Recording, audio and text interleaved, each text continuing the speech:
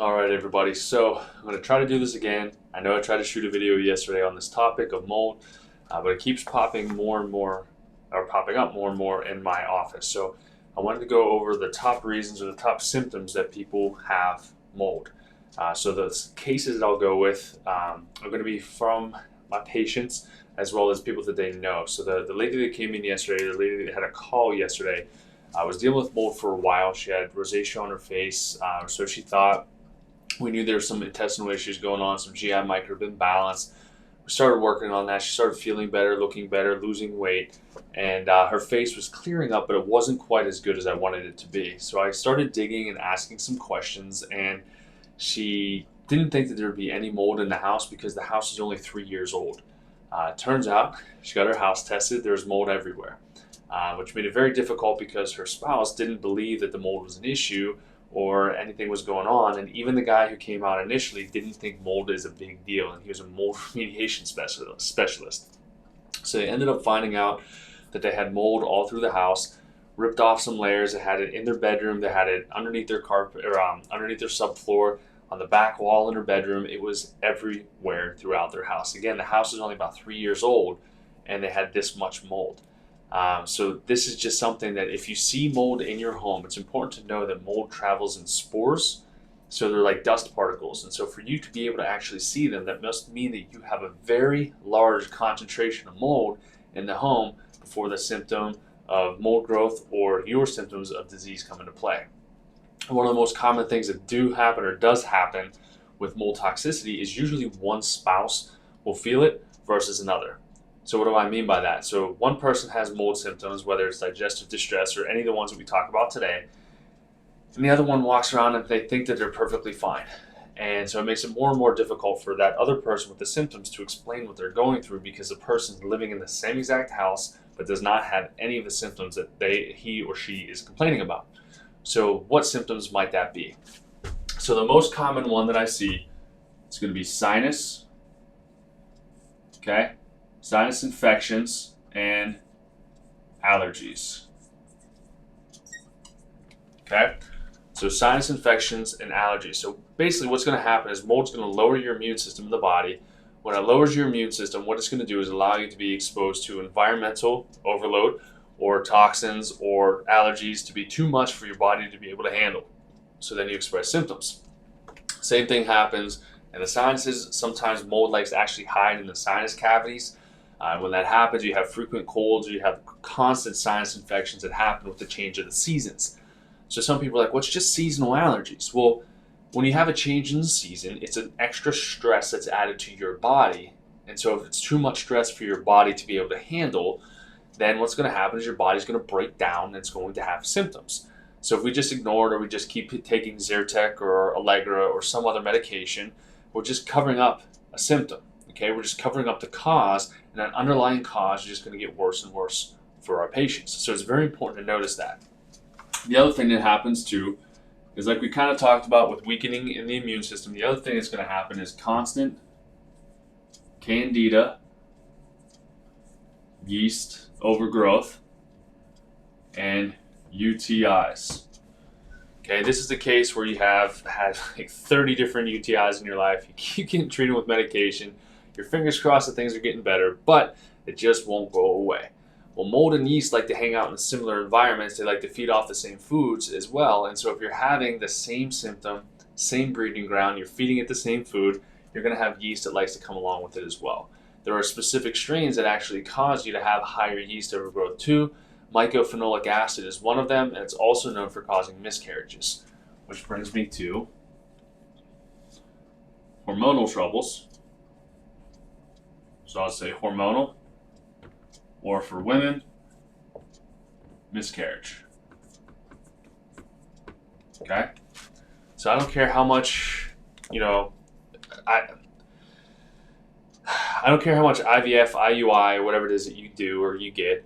If your body's toxic and you have mold in the body, that baby, not to be, callous, but that baby should not be born into that environment. You're going to give that child all of the stuff that you have. The mom is going to give all that stuff to that kid. That kid's going to be set up for some misery as soon as it comes out. From cradle cap to, fussiness to digestive complaints to infections for him or her. at birth. A healthy body breeds healthy kids. So you want to make sure you're taking care of yourself first. If you have hormonal issues or you can't get your period back, a lot of times the big thing that medical doctors are missing is a connection to mold. So it's very important to know that, okay? What else do we see? This one I usually see for men, okay? So low T, okay? And I'll just say low hormones. For women, typically, progesterone, okay? Now, obviously, this can lump into the hormonal category above, but to make it more specific for guys, we have low T. It could be because we have a constant stress in the body. We're doing that pregnenolone steal, which is causing our testosterone to drop. So ED can rise, low energy, fatigue. When you do go to the gym, it feels like your bones are just breaking apart. Mold has a very high likelihood of being the one that's causing that. That's why a lot of times people think that they have Lyme, even though it's mold instead. They have similar markers as well. So again, very important to note. What else can happen? Gallbladder. Another one. Happens quite often. Flies completely under the radar. So your gallbladder is going to be like a storage pouch of toxins. So you also need that to help you break down fats. So one of the things people will notice is that every single time they step into a moldy environment, they're going to have right shoulder pain or right trapezius pain. Why? It's a gallbladder referral sign. The mold is hiding in the gallbladder, and the gallbladder can't handle it anymore. It's getting more and more and more toxic. And if we don't clean it and we don't stop exposing ourselves to mold, then we're just going to have somebody come in and say, well, we need to take your gallbladder out. Okay? So if you've had your gallbladder removed, think about, okay, could I have possibly been in a moldy environment? Now, there's plenty of other reasons why you get your gallbladder out. Not that I support them, but there's other causes. But mold is a very high prevalence that I've seen for cases in my practice. The other thing, too, is if you did have your gallbladder removed, be sure that you're taking biosalt or some other sort of gallbladder support. Otherwise, you're not going to be able to break down fats and your hormones are going to tank. Just let you know that, okay? So what else do I see here? Skin issues. So skin, just like the patient I was talking about with rosacea, so skin, rashes, pimples, okay? All those things can be a side effect of mold toxicity. How does that work? Well, you're toxic and your body's trying to push out toxins through the skin. So even when we kill mold off in our patients, sometimes we can have rashes that get a little bit worse before they get better, and it's just a heavy purge of all those toxins trying to come out through the skin. So it's important that we nurture that, we push through that, but recognize that if we have a rash or something that is very aggressive or doctors can't explain, more often than not, you're going to have some mold associated with that. Okay? Talking about doctors not explaining. If we have autoimmune disease. So what's that? UC, so colitis. You can have Crohn's, little Hashi in there. Okay. Throw RA in there too, so arthritic conditions. So if we're getting treated with medications here, we're on immunosuppressants, which is what they do for a lot of this. Guess what? Your body's not going to be able to fight off the mold. Things are going to get worse for you. Because if you already have mold that's weakening your immune system, then you have something else come in that's going to suppress your immune system. You're going to be really, really, really well lined up for getting cancer or having some other life-threatening condition, all due to the fact that you have mold in your body that went undiagnosed. So again, if you've been to your doctor says there's no cure or they're not sure what's going on, can't hurt to test mold in the body, or at least do a proper stool test, because they don't know what the hell they're doing in the in the GI area. What else can we see here? What else is super common? Okay, headaches, migraines.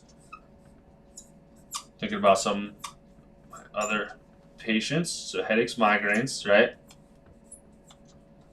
All right, and that brings me up to talk about a patient, that same patient that talked about another patient who she wants to come into the office.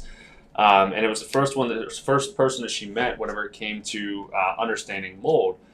This guy's daughter was diagnosed with mold toxicity after she had almost died.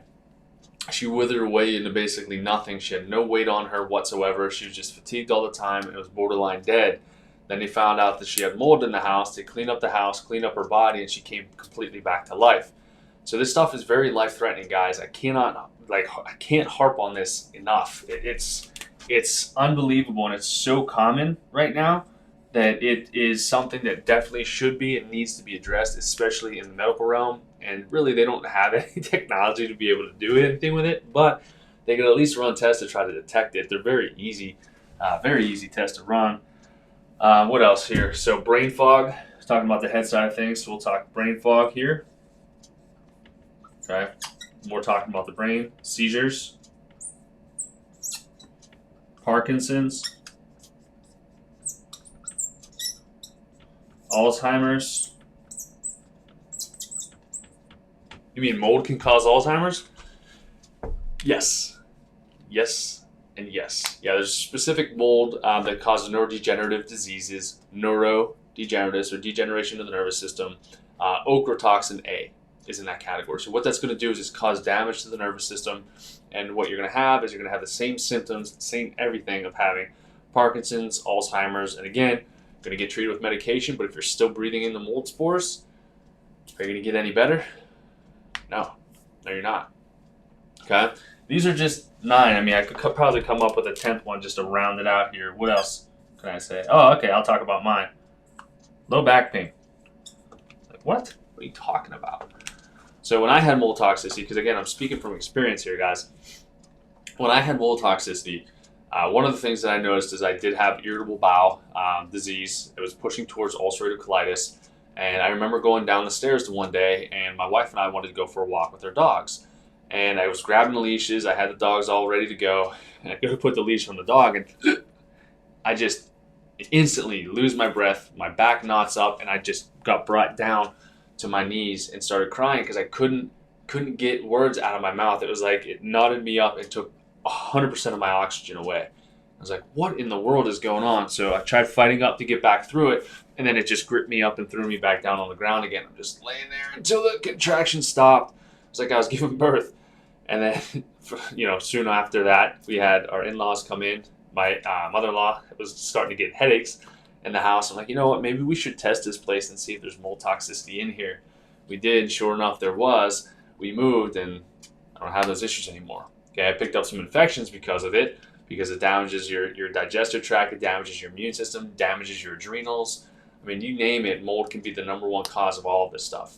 And again, it's one of those reasons why you want to peel back as many layers as possible to find out that underlying cause. Now, if you go, simple way to test for this too, if you're in your house and you feel like crud, whatever, and you go on a vacation, or you leave and you stay at a friend's house for a couple days or a week or a month, and you feel fantastic, then you go back into the house and you feel crappy again, you might want to look at something coming from the house. Just a little bit of information there for you. So I wanted to shoot this video. Like I said, I tried doing this like twice yesterday. I think Instagram wanted to kind of silence this information. I know my Wi-Fi is a little bit choppy on this, so hopefully you'll see this video and it comes through in clear and perfect quality. But just as a summary here, so sinuses, candida, hormonal issues, miscarriages can happen too. Gallbladder, skin rashes, pimples, autoimmune, headaches, brain fog, Parkinson's, etc. I mean, you can think of about 10 people, I can almost guarantee it, in your immediate circle that's dealing with at least one of these, and it's probably on medications. I was told that it would never be healed or cured. I don't cure anything here, but what I do is I remove interference from the body and let the body heal. So if you're interested in that, reach out. I'd love to be able to help you out because this is my passion by far. And I have a new training program too that I'm going to be rolling out for other doctors. So if you have a chiropractor in a different state and you want them to hold this in their office, have them reach out to me, and I'd love to be able to train them to get them up to par so that way they can start making an influence and impact in their community as well. So thank you guys. Love y'all. Have an awesome, awesome Wednesday.